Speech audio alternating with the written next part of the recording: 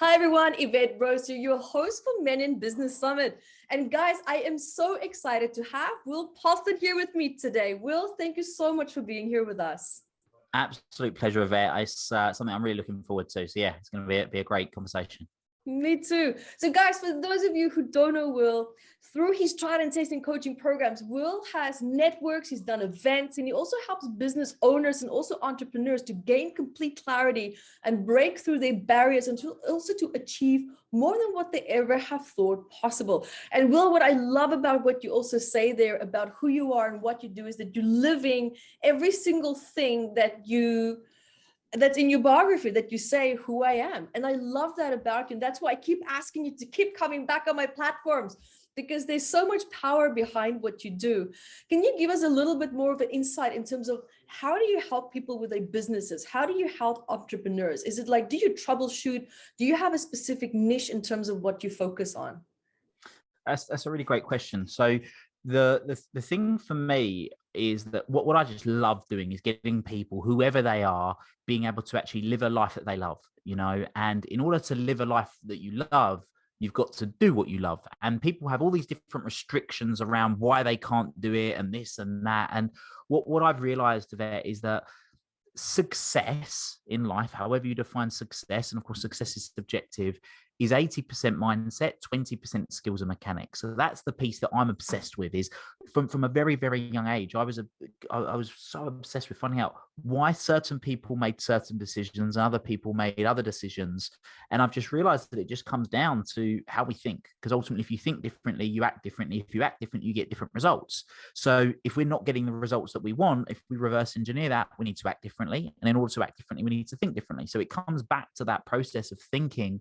And that's really what it is I do. So it is very broad, and I've created a framework. I've studied lots of different modalities in terms of neurolinguistic programming, stoicism, metaphysics, and lots of different elements that all kind of fold in together. And I'm quite good at taking things that are quite complex and simplifying them to enable people to get an outcome that they want. And that framework that I use these days is absolute clarity, intelligent action, and active accountability. That's the framework that I use. Right.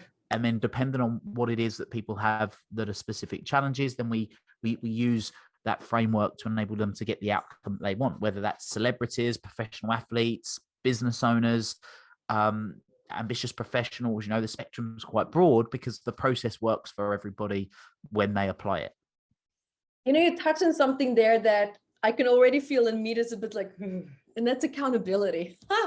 How do you help your clients to stay in that space of accountability? How do people, because it's kind of like a learned type of behavior. It's not always something that we do because we love it, because it means we have to sometimes step up a little bit more. We sometimes have to take responsibility.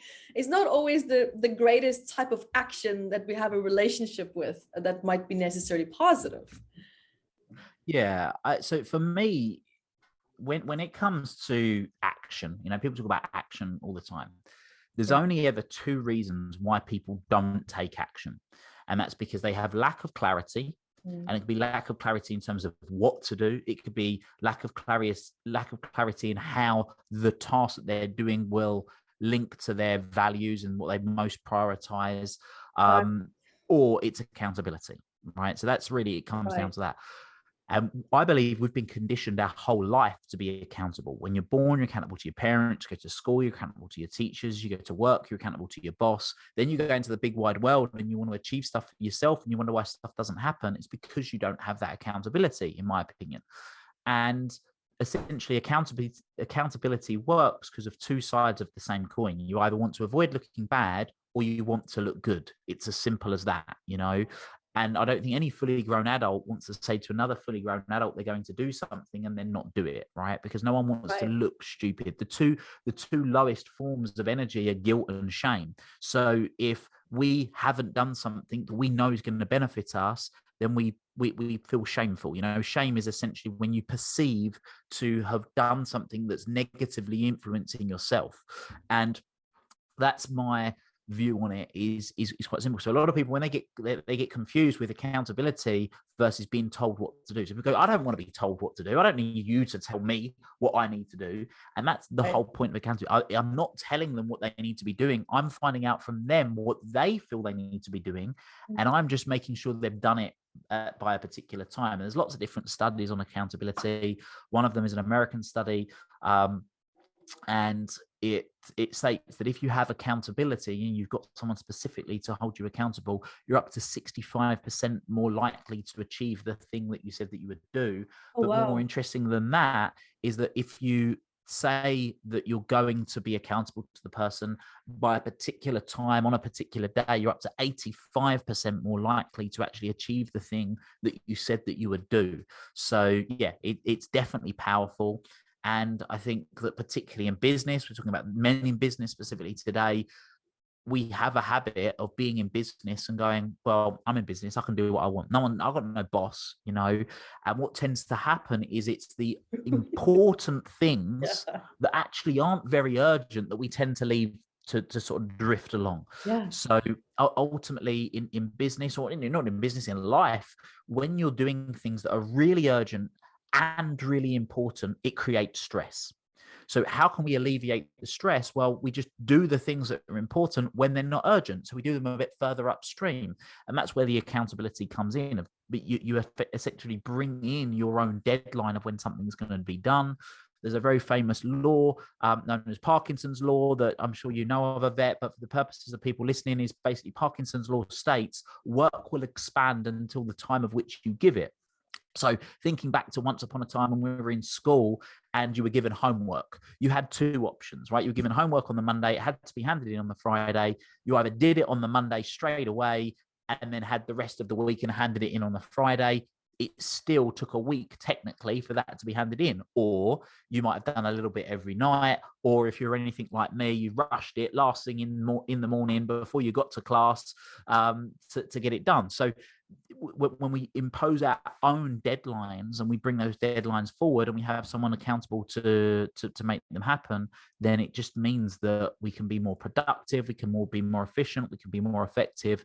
And that's really the real power of accountability. Wow, that was very powerful. I'm actually taking so much away right now. I wish I'll have to watch this interview again because I want to be writing down, but I have to interview at the same time. So I'll just watch the interview again. I love what you said there because it's so in alignment with where we are going right now. And because what I'm seeing, so many people are feeling burnt out. They're feeling tremendously burnt out by responsibility of having to change their business structure, responsibility in terms of changing their lifestyle. A lot of people's lifestyles in terms of how they do business has tremendously changed as well. And a lot of people think when they see or think of change, they think, oh God, more work, more responsibility, more this, more that. And they tend to self-sabotage. And I love the distinction between accountability and responsibility. I find it has a much lighter, lighthearted approach to tasks, to projects, outcomes, whatever it is that you want. What do you also do with your clients while we're actually on the responsibility topic? What do you do with your clients who are burned out? How do you navigate them when they hit that space and place? Because we've all been there, and I'm seeing a lot of people there right now. Yeah. So here's my opinion. People think that they get burnt out because they're working too hard. I don't.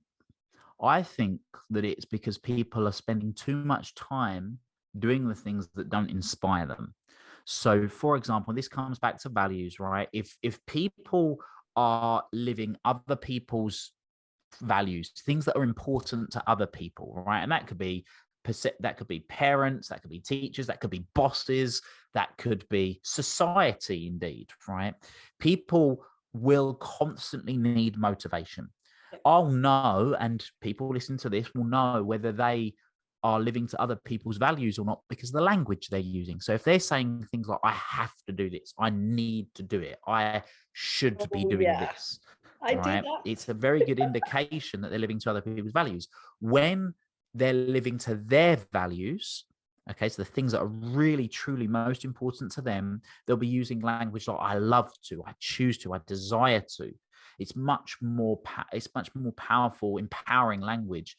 And then if we take the word and then they'll be inspired. So let's say inspiration, motivation. Motivation is something that's external. Inspiration, we think about inspiration, it comes from within. I think of like a torus field of energy, right? We're just producing a bigger and bigger torus field when we're doing these things. Now, if we take the word inspiration, inspiration, in spirit, Right. in spirit, what's another word for spirit? We're energy. So we're in energy and we're doing the things so we can go and go and go and go. And the sort of things that you do when you do your 5-day master classes, you're up there, you're standing there, you're running these events and you're fueled with energy and it just comes from within and it just sort of channels through you. Right. That it's because you're operating from your highest values, you're inspired and you don't burn out because of those reasons. Now, yes, there are some what I call fundamentals, right? So if you haven't slept for 3 days, yeah, that's gonna have an impact. If you haven't eaten for a week, that's gonna impact you. So the foundations, good sleep, good nutrition, being well hydrated, and operating from what I call a calm mind. So basically meditating, putting practical practices in to create that space. It doesn't have to be traditional meditation. It can be moving meditation, going running, etc., etc. But just allowing yourself to have that time will enable people to do that. And in almost every instance, whenever I do that, and we find out what is it they're actually doing, we find out they're not doing the things that inspire them. We tweak that, and then very quickly, then they find themselves feeling energized again. You know, you kind of hit the nail on the head there, because that part of you that feels inspired, that has that inspiration, also probably means that you are in alignment with your purpose. Now, I know you talk a lot about the North Star trajectory and like do what you love, you know. How do you find your purpose within all of this? Because there's so many people that I see who are in business who's just doing something for the sake of trying to make money, but they're not in alignment with their purpose. The business is nowhere near what even inspires them or makes them happy. And when I talk to some of these people, what I notice in the conversation is that they have absolutely no idea what the purpose even is, what it should look like, what it should feel like. It's almost like I feel some people are just aimlessly trying to, you know, I call it the gun scatter approach. You have a lot of the sticky stuff in your hand, you throw it on the wall and you see which one sticks, and whichever one sticks, that's what you're going to go with, you know? So how can people start to align themselves more with their purpose? Like, how do we even recognize it? So you mentioned the sort of North Star and my view on this. So if you study lots of the great leaders of all time, you can go back a couple of thousand years and you talk and you read about Aristotle. He spoke about the telos. You know, the Stoics spoke about the logos. Napoleon Hill spoke about the chief aim. Robert Greene talks about planning to the end. These great leaders have spoken about beginning with the end in mind. And so many of us just kind of jump into life and just get doing things because insert reason. You know, my mum said, or it's the family business, or I thought I needed to be this. And we actually have a pattern, a thought pattern that might be 10, 20, 50 years old that we're still running because we've been unconscious of it. So when we become conscious of it and we actually stop and we go, right, well, what is the real reason I'm doing this? And there's a famous story.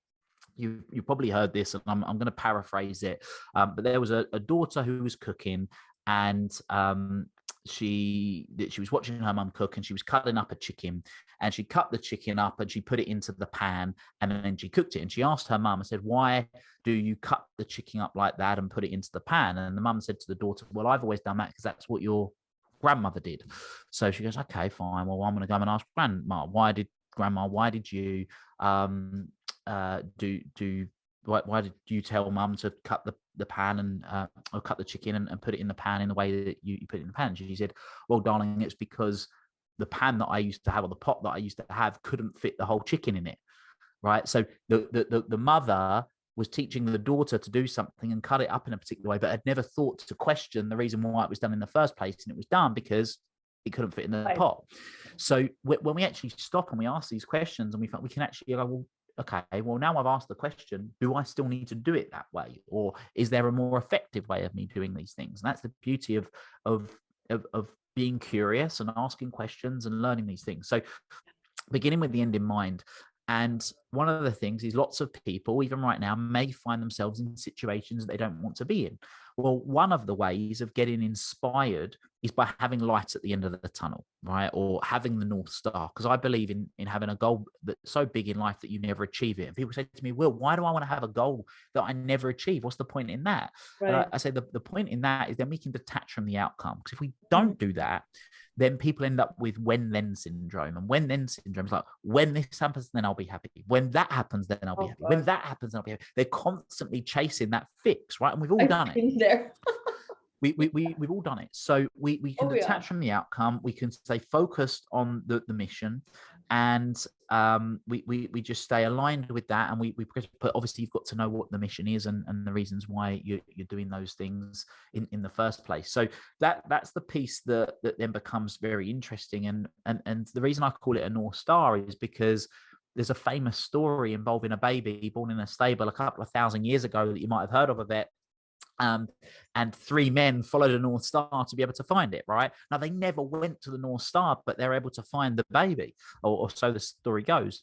And we can use the North Star in the same way. So it inspires us, it wakes us up every day, it gives us something really optimistic to look towards and to work towards, that each day we just get more and more fulfilled on the journey as we're taking as we're making our way on it. So yeah, that's kind of where it links back. But in answer to your question, what is it that people can actually do in order to be able to sort of feel energized and feel inspired, is get clear on, even if you're not in a situation that you want to be in right now, understand that the reason that you're in the situation that you're in right now is because of thinking and actions that you once made.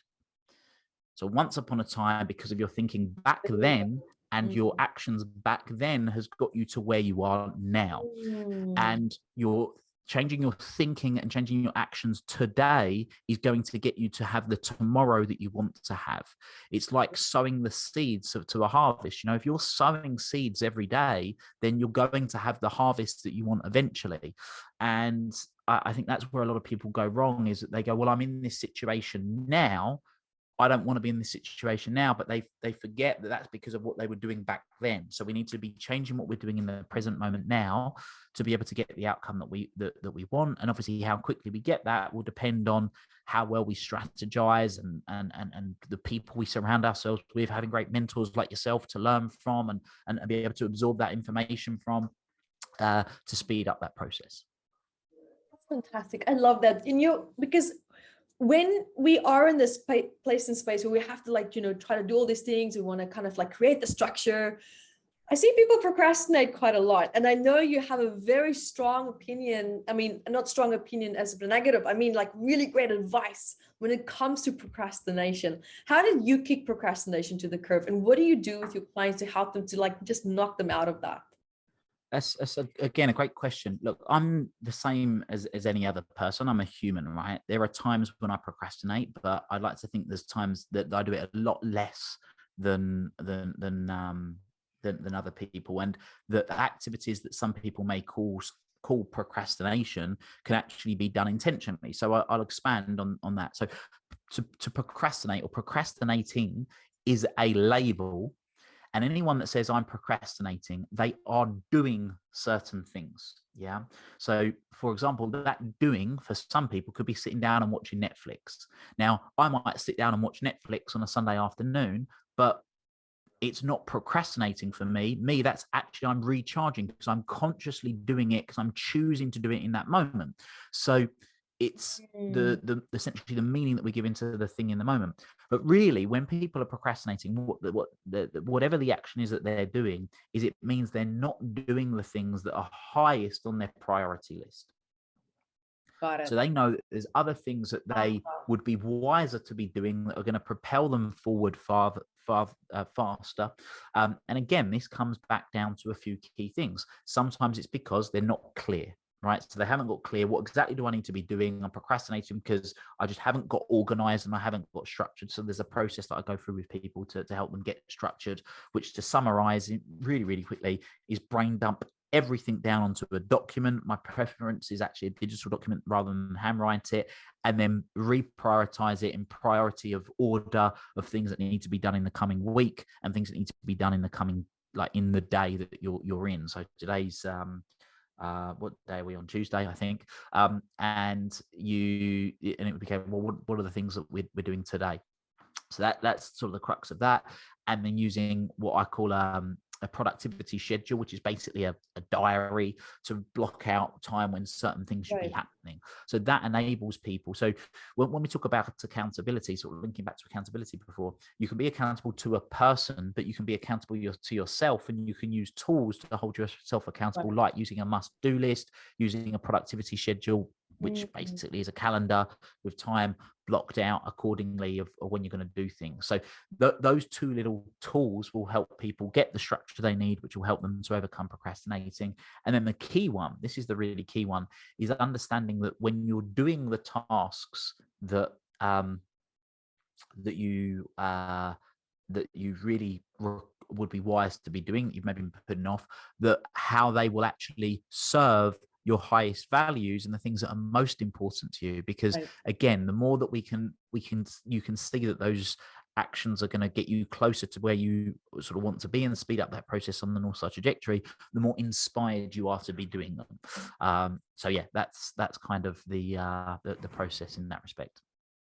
Now, I can hear that everything that you're talking about, you've done that yourself. You walk the talk, and I really like that about you and your business and who you are, because your business really, truly, for me, is an expression of Will. I mean, if people want to know who Will is, just look at your business, because that's exactly what it is. And one thing that I'm also seeing you being so good at, you are good at commitment. Like, you commit, like you go run, even if it's raining, you run through that bottle of water, your shoes are wet, you keep going, and you even show it off on Instagram, and you have fun with it. A lot of people would be standing there and just swearing and just being upset, saying, why was that there right now? Why did I have to get my shoes dirty, and now I have to, it's all about mindset. But what I'm seeing also is a tremendous part of you, of your personality, is being very committed. Is this something that you always have been? Like, is this Will, or was this a type of learned behavior for you over time? It's definitely become more of a learned behavior over time, because I've realized that to achieve anything, whatever the thing is, right? Whether it's a sporting achievement, whether it's weight loss, whether it's success in business, you name it, discipline is going to be a key factor. And I have something called a personal declaration, which is basically a long form of affirmation. And one of my affirmations is, I will do what I don't want to do. I'll do the things that I need to do even when I don't want to do them, basically. And I think that's something it's important to remember, because feelings fluctuate, right? We can feel good, we can feel bad, it can sort of go up and down, and obviously then there's a big spectrum. And to get the outcome that we want, more often than not, we will have to push through the times when we don't want to do something. So I train myself to do the things that I don't want to do. So one of those things that I do is I'll have a cold shower in the morning. I actually have a warm shower, and then I finish on a cold shower. And pretty much every morning, I don't want to do that. But I also wouldn't. I see it as I see it as I'm training myself to do the things that I don't really want to do, because I know that it's going to serve me long time. I'm a believer that in most instances, how you do anything is how you do everything. So if I can train myself to be committed and do those things, and now it's a mantra, like something so simple, Evette, like in my office here, we've got a kitchen, and out the back door in the kitchen is where the bins are, and there's like a cardboard bin and a bin. And I might get an Amazon delivery, for example, when I get the cardboard box. And what I used to do was I'd just chuck the cardboard box by the door, and once a few of them have piled up, then I'll take them all out together. Whereas now my thinking is I put the box down and I think, I can't be bothered to do that right now. And then instantly my response from my personal declaration, because it's a form of affirmation that I say to myself most days, I do the things that I need to do, even if I don't want to do them. So it's like, no, Will, come on, have integrity, have personal integrity, get it done. Like, Right. let's push that through, so that all those micro commitments that I'm making, whether it's taking the cardboard out, whether it's having the cold shower, whether it's getting up and going for the run when it's raining, whatever those things might be, when it comes to something that is really quite important in business, for example, that I really don't want to do, whether it's make that phone call, send that email. Last night, for example, there's something I really needed to get done, so I stayed 2 hours late and get it done. Well, I could have gone, oh no, I'll put it off, I'll do it tomorrow. It's like, no, Will, come on, let's be disciplined. And that's kind of where I see that come into play. Hopefully that answers your question. It did. And so what I'm also hearing is that the reward system for you, like that also is probably what made it easier for you to adapt to that as well. Because once we push through, even though it wasn't pleasant, the reward is the accomplishment of the goal. So meaning now that thing is out of my mind, I don't have to worry about it. Well, at least now I exercise. Now I have all these endorphins running, I feel really happy and I'm on a high. So it's like, your reward system, what I'm hearing also is set up really, really well, so that you actually look forward to, what's going to wait for you at the end. I agreed. Yeah. I get, I suppose pride is probably the word. I feel good in myself when I do something that I say I'm going to do. Yeah. So the more of those things I do, the better I feel. Now, it's really interesting you bring this up. So last year I was interviewing a guy who used to do lots of training with a Navy SEAL. He spent 7 years training with the Navy SEAL, doing his exercise on a daily basis. And this Navy SEAL really pushed him through various challenges. And then you look at people like David Goggins and you think, how does this guy just go and go and go and go? Yeah. And one of the sort of the mantras that a lot of, or the belief systems that a lot of these Navy SEALs have is no pain, no gain. And we've all heard that expression before, right? Yeah. But they embody it. So when most of us might go for a run for, I don't know, and these guys are running like these ultra marathons and our calves are killing us and we feel like we pulled a hamstring and all these things, and we go, right, we're experiencing pain, so we need to stop. Their thought process is no pain, no gain. So when they're experiencing the pain, they actually are getting a dopamine hit by experiencing the pain. So the more pain they're experiencing, they're training their body to give them dopamine and make them feel good for pushing themselves to these extremes. Right. So it's really interesting. I mean, it's the whole power of language, right? We forget it, that the power of language has such a such a powerful impact. I mean, the term abracadabra, most of us think of the magic wand, abracadabra, and things, but the root origin of the word abracadabra means I speak, therefore I have, or I speak, therefore I am. So the beauty of realizing that and understanding that is just knowing that the little things that we're saying to ourselves on a daily basis will have an impact on how we show up on a daily basis, and a compound effect of that over a period of time will impact the results. The reality is success, however you define success, is a lot of small things done well day after day, and then we build up from that. I mean, Albert Einstein, he regarded as compounding as the eighth wonder of the world, and that's really what we get to benefit from when we're taking all this consistent action. It compounds over time. And I think business is a perfect example of that. The compounded efforts of everything you do, you get to a point, you delegate, you give someone else a role, you keep building up, you give someone else a role, you keep building up. Obviously that then compounds in terms of revenue and clients and all those different things that grow over time, and it has a dramatic impact. So yeah, it's very powerful. It is powerful. It is also true what you said, also the words that you speak and how you phrase that, because these words, these statements is also what we speak into the universe. This is also what forms. I mean, it's an expression. I can say that. Yeah, it's an expression of our mindset. And one thing that you're extremely good at is a mindset strategist. And is there something or advice that you can give to people right now as well who are feeling in business right now that I'm failing, and now they're stuck in this negative loop, even though they're trying to take action to snap out of that cycle, but sometimes that cycle becomes so hardwired that they start to believe it. So I think what's an important exercise for anyone to do is think back to 5 years ago. So at the time of recording this is 2022.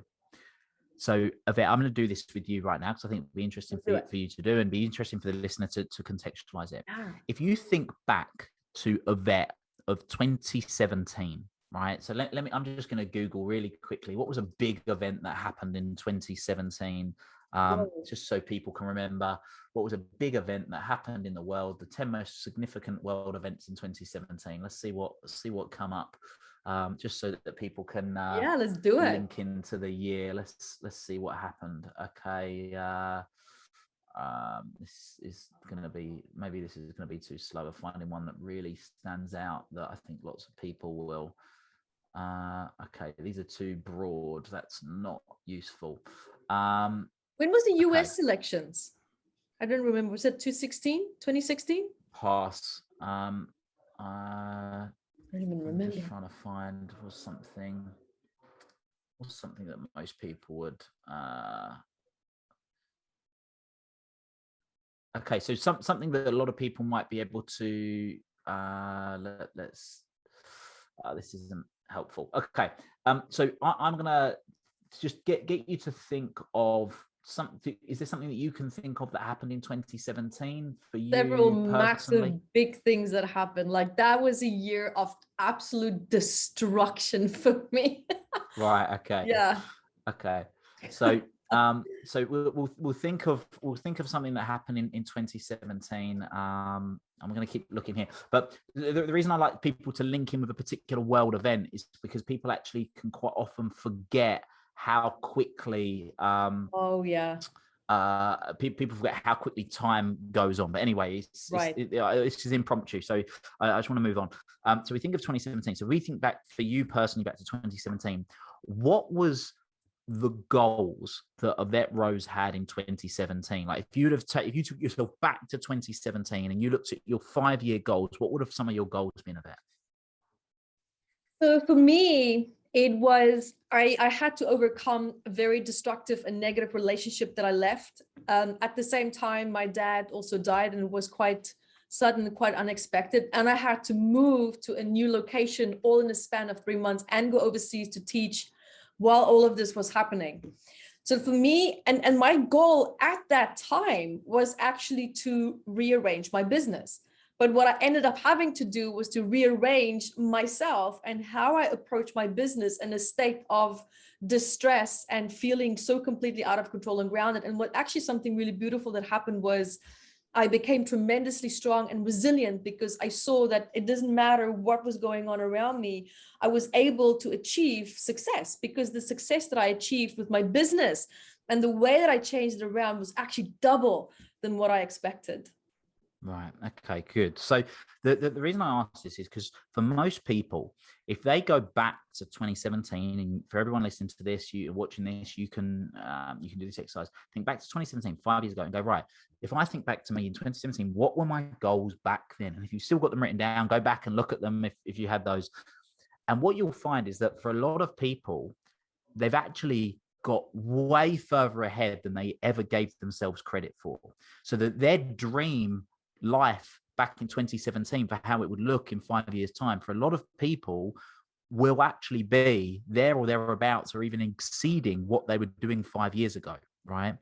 But when we're ambitious and we're in business, we have a tendency to actually just constantly be looking at the next thing, right? We're constantly looking at the next thing that's going to be happening, and we don't give ourselves credit for what's actually happened. Now, if you're one of those people that 5 years ago your goal was X, and you're nowhere near that, then we have to ask ourselves, well, why was that the case? So there's two things that happens. The first of all is it's actually quite a good reflective exercise, because we can look back and go, wow, I've actually gone a lot further and moved a lot closer to my goals than I actually have given myself credit for.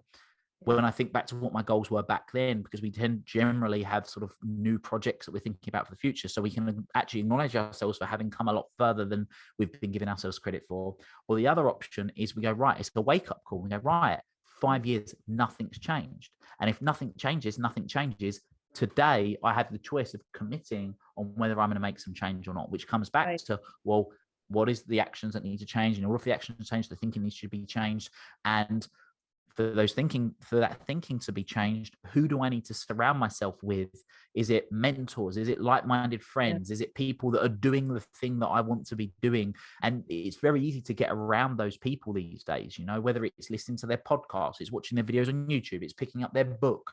There's lots of watching great summits like this and surrounding yourself around these people that are doing the things that you want to be doing, and achieving the things that you want to be achieving to enable you to create the outcomes that you want.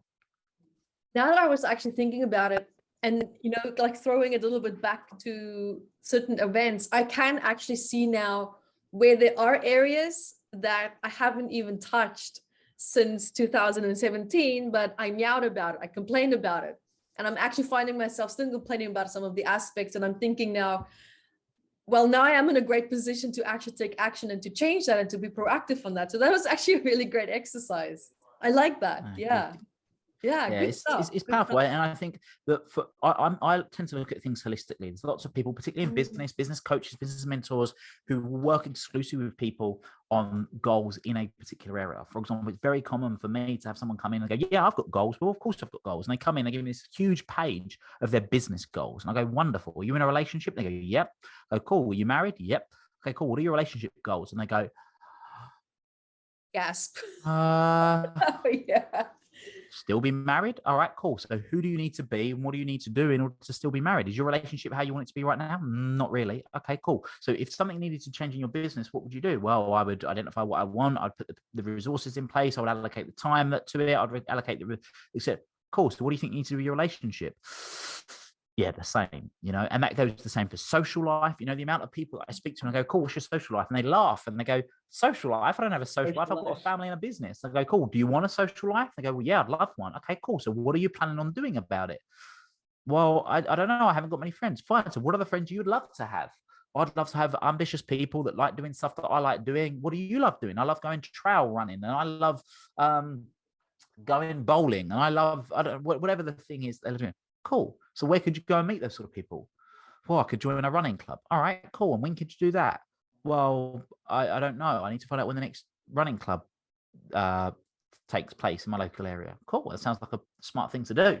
And all of a sudden they've started that process, and it's amazing how quickly we can create this fulfilled life in all areas of life, all of the 7 key areas. So family, health and fitness, relationships with a spouse, social life, attitude, business, finances, all of those different key areas that can be addressed when we actually give our time to it. It's I like what you said there, because it's so obvious that we're spinning our wheels going fast nowhere. Sometimes it's because our life is not in balance. And I talk a lot about that also when I even use myself as an example, like some areas of your life are going so great and there's other areas is completely suffering. And that's also where a lot of this exhaustion can be coming from. But one thing that you also mentioned is, because you're talking about a lot of like inspirational work as well. And you already touched on what inspiration means to you, but you also talk a lot about the difference between motivation and inspiration. Tell me about that, because I kind of like had to think of, well, what is the difference? Because normally I'm quite good with coming up with my own answers. So motivation for me is something that's external, right? So if someone is motivating you, they are giving you, and that motivation can come in lots of different forms. That could be audio books, that could be listening to certain music, that could be having certain mentors. We were watching motivational speakers, do their thing. But it's external. Inspiration comes from within, right? So it's kind of in from the heart, in from the head, and we feel inspired to do the things that we want to do. So that's the difference. And the way that we create them, inspiration is by living in line with our values. And motivation will constantly require motivation when we're living to somebody else's values that have been injected or projected onto us that we feel that we should be living to. Love it. Love it. Thank you for that distinction, because I really wanted to just get that out of your head, because I'm like, I don't know the answer. Well, I have one last question for you. I know you're busy, but I just want to ask you one more question here. What message would you love to leave the guys with here who is just feeling a little bit like they've lost their Northern Star a little bit in their business? Is there anything of like just that bit of a kick, sort of a punch that you can give them, and of course in a good positive way? Yeah. So my answer to that is, understand that a negative emotion is a signal to get you to think or act differently. And ultimately, in the same way, the work that you do, you know, the diseases, the ailments, they're a signal that something needs to change. So when you're experiencing negative emotions and feelings that we don't want to be experienced, understand that it's a signal to think or act differently. What we need to understand is, well, in what way? So the first way of identifying is identifying all of the things that how would you love life to be right now? You know, if you had Aladdin's lamp, what would life be like? And once you are clear on that and you know what that life would look like, then what we can do is we can look at, well, how close is your current reality to that situation at the moment? And if it's really, really far away, then what are the actions that need to be put in place to start to change them? So it's a very simple exercise. Make a list of everything that you want, what you want to be doing, having, feeling, and then identify how you are feeling, and we can look at closing that gap. So the actual message is, whatever it is that you're looking to achieve, you absolutely have the ability to make it happen. Is it going to happen tomorrow? Unlikely, but with consistent effort, the discipline that we were speaking about, you do have the ability to live a life that you love. And I truly hope that you do, because what people don't realize is that when you live your full potential, when you achieve everything you want to be achieving, you're being the way you want to be being, you're doing the things you want to be doing, you're having the things you want to be having, not only will it benefit you, but it will benefit your family, your friends, your community, society, humanity, the universe, which is what I refer to, the ripple effect. So by actually doing that, it's not a selfish act, it's actually quite a selfless act, because you'll be inspiring other people to do the same and you'll be benefiting them along the way. Love it. Thank you so much for that, Will. Thank you for your love, your time, your energy. Thank you for being here as well, and for sharing all this experience. I mean, you're just giving us this hard work that you've done on a silver platter, and it's very inspiring to listen to. So thank you so much for your message today. Absolute pleasure. And thank you very much for having me. And for everyone, I hope you found it beneficial. There you go. There you go, guys. Thank you so much, Will. And until next time.